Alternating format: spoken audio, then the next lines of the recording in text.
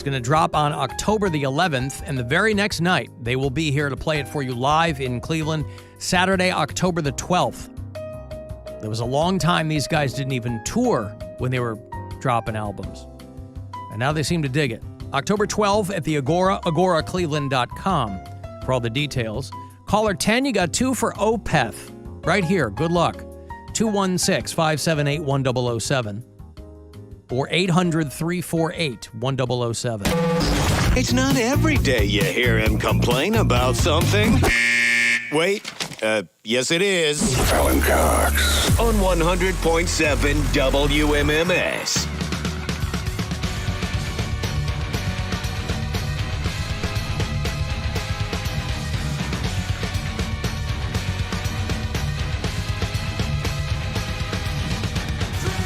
I've always thought of Opeth as kind of the Swedish Dream Theater in their longevity and their all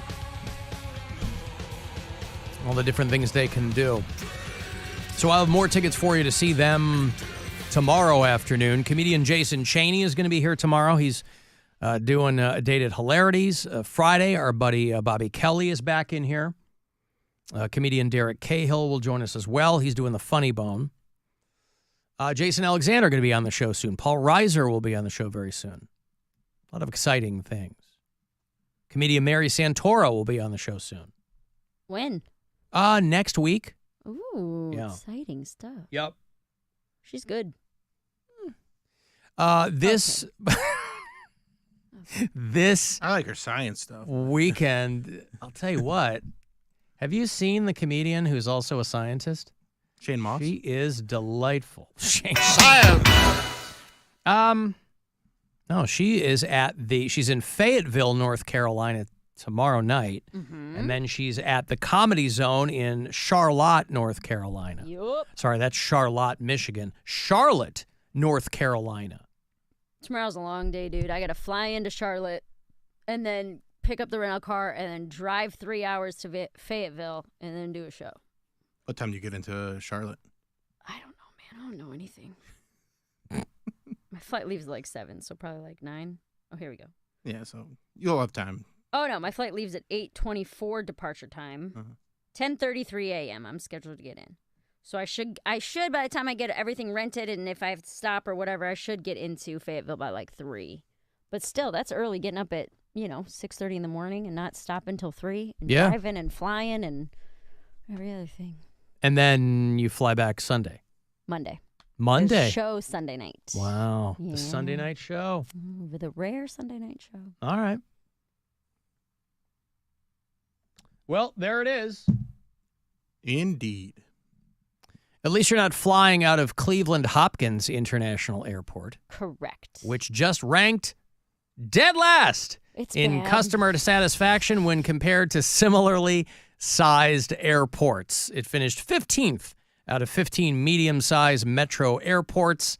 Cleveland Hopkins got a 580 out of 1,000. It's not a good airport, dude. We usually, I got to tell you, we normally drive to Detroit and fly out of Metro because it has proven to be way less of a pain in the ass than flying out of Hopkins. And Detroit's a hub for Delta, so you're going to have a lot more direct flights out of Detroit, too. Yeah. Last year, Cleveland Hopkins ranked 13th out of 16 mid-sized airports, so we actually went down. Last year, we were ahead of Bradley Airport in Hartford, Connecticut, and Hollywood Burbank Airport. Both of those finished. They got their acts together, whereas Cleveland Hopkins did not. Cleveland Hopkins did poorly in several categories, including getting to the airport. I don't know how that's their fault, that people have a hard time getting to the airport. Like location. Yeah, but that's not their fault. They are where they are. Right. Ease of travel through the airport and bathroom cleanliness. They scored very, very low on. Listen, once you're at the airport and once you're inside, that's on them. But I don't know how you score airports on getting to the airport. I feel like traveling through, because it's just 3 different, isn't it? It's like A, B, and C gates. And they're just pretty much like you go. But it's all the same. You don't get dropped off at different places. It's all the same building. Yeah, that's what I'm saying. Like, but it's not hard to get through it. I don't know. I mean, the gates are like you go to A, B, or C. Yeah. I don't see how that, like, cleanliness of bathrooms, that could be an issue. And the bathrooms are super small. Like, the stalls are real tiny, so you can't even, like, really, you can take your luggage in with you, but you're also, then your knees are hitting your luggage while you're sitting on the toilet. That's how I like it. And they're super outdated, too. That way I know where my luggage is. Because I'm sitting on the toilet, my eyes are closed. So if my knees are touching my suitcase, I know it's still there. And I also keep my toilet paper in my suitcase.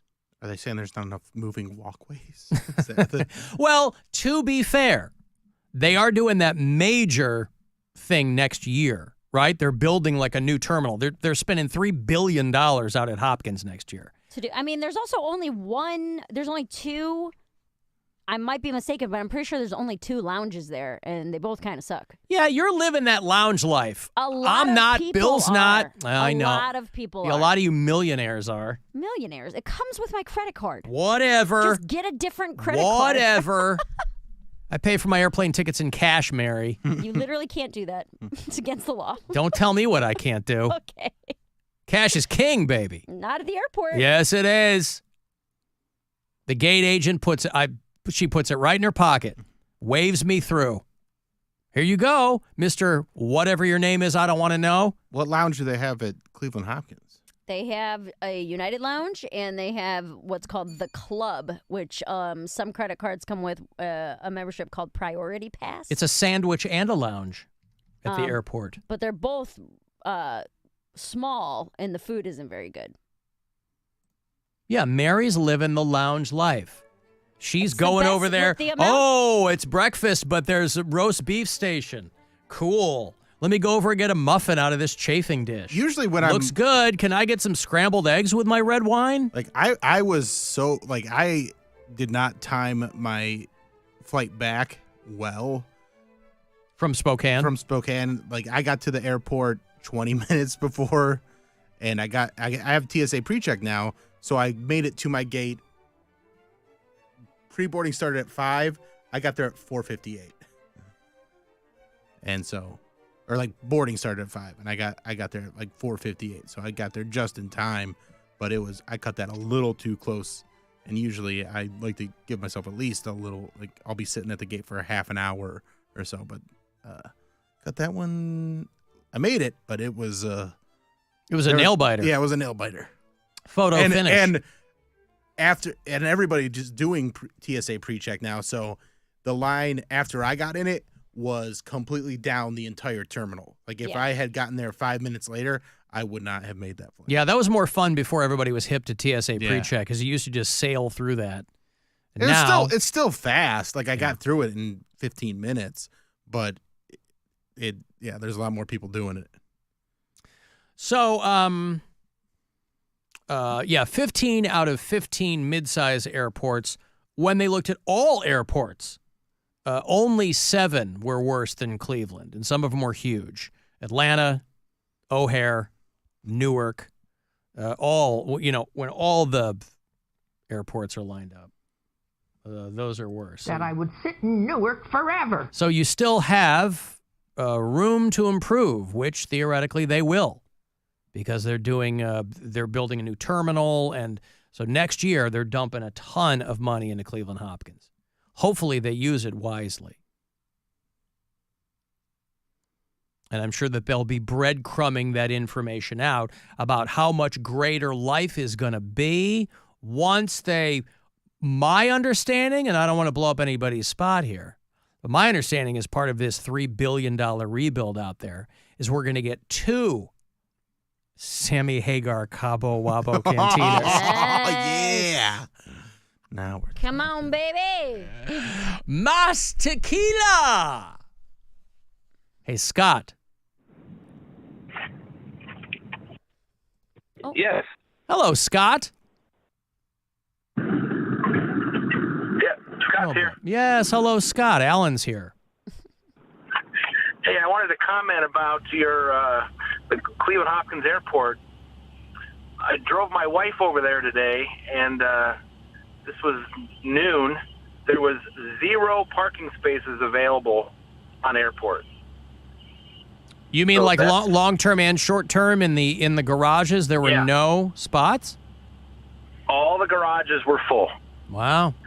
And I don't know if you know that a few years ago they tore down a parking garage that was on property there. Yeah, I I don't remember know why that. they did that. They're about to tear down And, that hotel that's right there and make that into parking. Yeah, the too. Sheridan. Yeah. Yeah, but I don't know if that's going to be a garage or just a surface lot. But that's still not going to be enough parking for what they say is a growing airport that's doing great things. So, Scott, were you able to just, like, slow down to, like, 5 miles an hour and just kick her out on the curb and then take off, or what'd you have to do? No, I spent a few minutes with her. I didn't kick her out, but I definitely couldn't have parked. Yeah. Which, you could park for $21 a day, or you can do the valet for $40. Yeah, sure. So I think that could be a major issue as to why people, it's getting such a poor rating over there. I say that's, always valet. Any valet opportunity there is, always valet. Now who's I'm the a millionaire? big valet guy. I agree. Yep. I agree. Take that off my plate. All right, thank you, Scott. I appreciate the call. No, I'm sorry. I mean hiring a valet, Bill. I need a male attendant with me at all times so I can say, squeezy salad. Hargrove. That's why I call him Hargrove. I think his name's Eric. I call him Hargrove because I think that's a squeezy salad, Hargrove. Michael is from Spokane. He's auctioned off every last Naugahyde divan. Oh, good for you. What's up, Michael? How are you? I was just calling to see what Bill thought of Spokane, and being from Spokane and seeing the Cleveland Hopkins airport. And I'm kind of in a feud with my girlfriend because she always dogs on Spokane, but now I have some evidence to show that Cleveland Hopkins is worse. She's from here, Here's what he thought Michael? about it. The She's from North Olmsted, yeah. Mm-hmm. the airports are very similar, honestly. Like Spokane's is Right. smaller, but it's like the layout is almost identical. Yeah. And then, but Spokane itself, like I had a good time there. The people were cool. It's like any city where there's some really cool stuff. I went to Durkin's and got a burger there that was fantastic. Great bar. Yeah. You ended up out here because I was of your gonna girl, say- Michael? Mountains and stuff were cool. No, it was kind of a bonus. I came to go to Cleveland State. You came University for from my master's. I was going to say, I didn't realize Cleveland State was getting people from out of state. You went from Spokane to Cleveland State. Okay, and so you stuck around, you met a gal, and you said, "Honey, we're going to move back to Spokane." And she said, "My ass." And here you sit. Oh, I'm actually still in Cleveland, so Right, that's what I'm saying. I clarified that. No, I understand that, No, but at some point you had to have said to her, "Hey, I'd really like to move back to Spokane," and she said, "I'm not going anywhere." It's sort of like that. Don't you but guys have an Air Force don't know. base in Spokane? We do, Fairchild. Fairchild Air Force That's why Base. Spokane it's not SPO, it's GEG actually. It used to be Geiger Air Force, or I might be wrong, but it used to be Geiger Field, not Spokane. Okay. All right. Well, any more questions for Bill about city he was at briefly?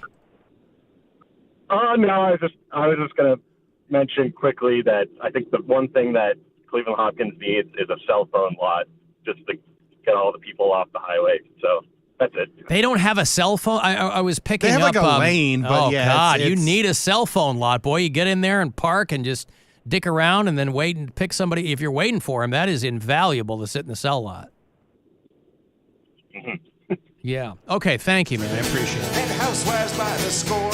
I loaded up their furniture and took it to Spokane and auctioned off every last Naugahyde divan. I'm very well acquainted with the 7 deadly sins. I keep a busy schedule trying to fit them in. I'm proud to be a glutton and I don't have time for sloth.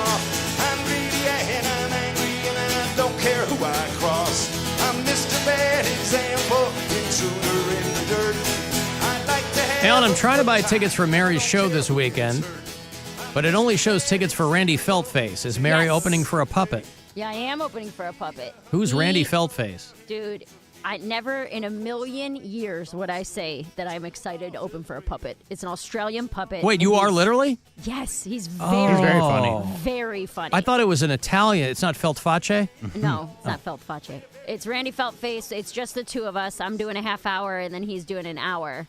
But it's a legitimate comic who is also a puppeteer. So it's very, very good. And his sets usually have like a theme all the way through them. Isn't there a dude with tape all over his face? Is that like that guy? Tape face. No, it's not like that. So one guy is Felt Face and the other guy is Tape Face. Well, that's Randy's last name is Felt Face. His last name is Felt Face? Alan, I can't. Why are you confused? He's a puppet. Yes, his name is Felt Oh, Face. the comedian is a puppet. So you don't see the guy doing him? No. I see. The whole show it's just the puppet. The guy who does it is like under a table. Gotcha. I thought it was like a Willie Tyler and Lester type situation. No, not at all. Okay. Jeff Dunham. Not Jeff. On a stick! All right, well, Randy Feltface and Mary Santora. It's going to be great. Now you will be puppet free. I do not do any puppetry. Yeah. Or puppeteering. Puppetry of the penis. Remember that one? No? Oh, very popular back in the day. All right, I got to take a break here. If you want to send me a text, 35192. You can watch the show if you like at the Alan Cox Show YouTube channel.